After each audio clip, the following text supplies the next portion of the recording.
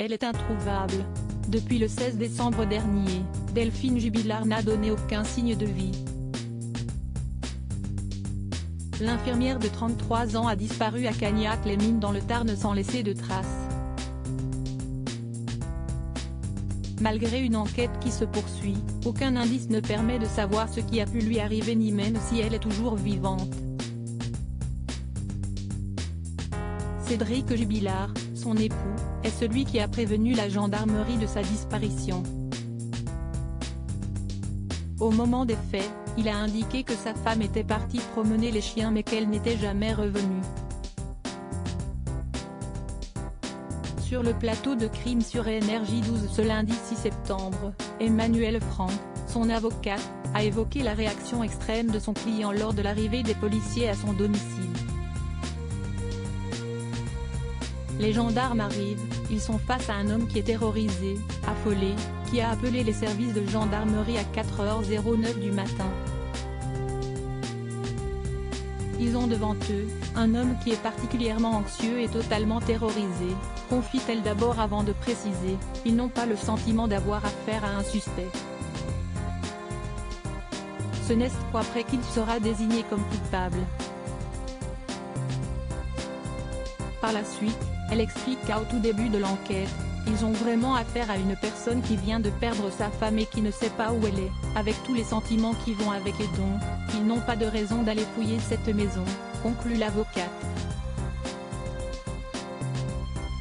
Un retournement de situation.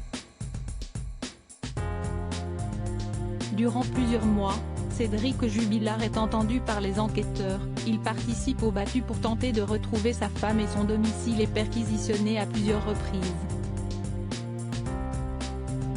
Alors que Delphine Jubilard reste introuvable, il doit également faire face aux comparaisons avec Jonathan Daval. Ce n'est que le 18 juin dernier qu'un rebondissement va avoir lieu. Il va devenir un suspect et sera mis en examen pour homicide volontaire sur conjointe avant d'être incarcéré à la prison de Toulouse-Cesse. Après 2 demandes de remise en liberté rejetées, Cédric Jubilard sera de nouveau entendu par les juges le 15 octobre prochain.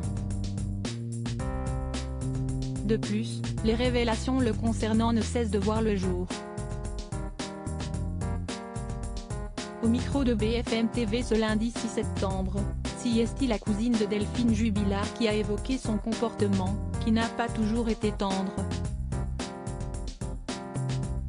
En 2018 je sais que Cédric lui avait déjà levé la main dessus, affirme-t-elle avant de préciser, donc ça ne rassure pas de se dire qu'il y a déjà eu de la violence entre eux. Concernant cette violence, la cousine de Delphine Jubilard indique qu'elle était physique mais aussi morale. Combien de fois j'ai entendu elle vaut rien, infirmière si est facile, a-t-elle conclu. De son côté, Cédric Jubilard ne cesse de clamer son innocence. Delphine Jubilard, des éléments contradictoires dans l'enquête. Depuis le début de cette affaire, les enquêteurs tentent de comprendre si Delphine Jubilard a pu partir de son plein gré. Selon ses proches, elle n'aurait jamais laissé ses enfants. Le soir de sa disparition, la jeune femme a envoyé une photo à son amant. Le petit Louis, qui est entendu, va décrire la tenue vestimentaire de sa mère et ce n'est pas un pyjama. Si un pantalon bleu et un pull rouge.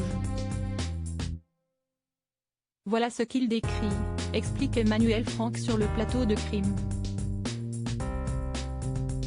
Par la suite, elle a indiqué que, même si le cliché a été envoyé le 15 décembre au soir, il est impossible de déterminer précisément quand il a été pris.